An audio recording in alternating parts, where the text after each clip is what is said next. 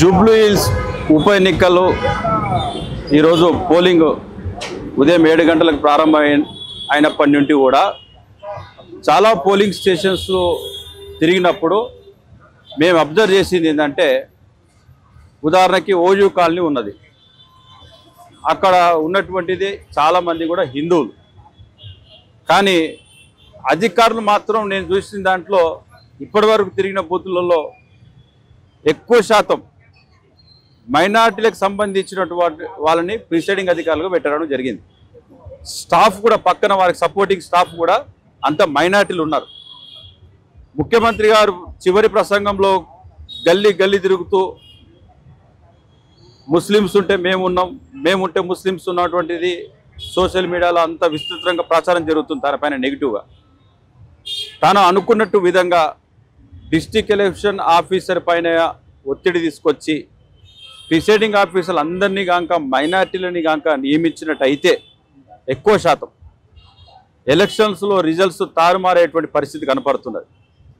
ఎట్లా తారుమారు అవుతుంది అంటే, చివరి క్షణంలో లాస్ట్ 1 అవర్లో ఏదైనా జరగవచ్చు. ఈవీఎంలో వాటిని ఓటింగ్ని మార్చడానికి అక్కడ ఉన్న అధికారులతోనే చేయగలిగినటువంటిది అధికారులు చేయగలుగుతారు. ఏం చేస్తా నాయకుల మాటలు, అధికార పార్టీ ఇంకొక 3 సంవత్సరాలు ఉంటుందో ఎన్ని రోజులకు ఉంటుందో కూడా తెలియదు. అలాంటి అధికారులు మీరు ఆ నాయకుల మాటలు విని ఏదైనా మతలబు చేయాలనుకుంటే మీ ఉద్యోగాలు పోతాయి. నిస్వార్థంగా నిజాయితీగా మీరు సేవ చేసుకునే అవకాశం ప్రభుత్వం అధికారులకి మీకు ఉన్నది.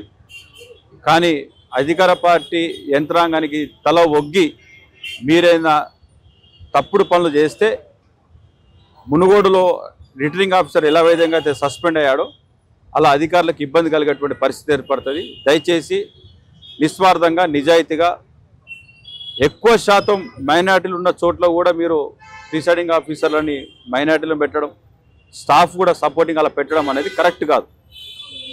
దీనిపైన పలు అనుమానాలు ఉన్నాయి. డిస్ట్రిక్ట్ ఎలక్షన్ ఆఫీసర్ అసలు మీరు ప్రిసైడింగ్ ఆఫీసర్లు ఎంతమందిని ఒక వర్గానికి సంబంధించిన వాళ్ళని నియమించారు, హిందువులను ఎంతమంది నియమించారు, సపోర్టింగ్ స్టాఫ్ హిందువులు ఎంతమంది నియమించారు అన్నటువంటిది చెప్పాల్సిన అవసరం ఉన్నది. ఈ ఎలక్షన్ కంప్లీట్ కాకముందే అప్పుడు మాకున్నటువంటి అనుమానాలు నివృత్తి అవుతాయి.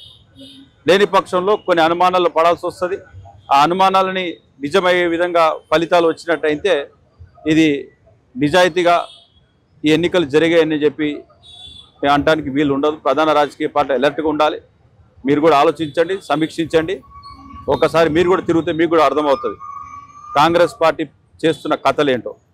జై గోమాత.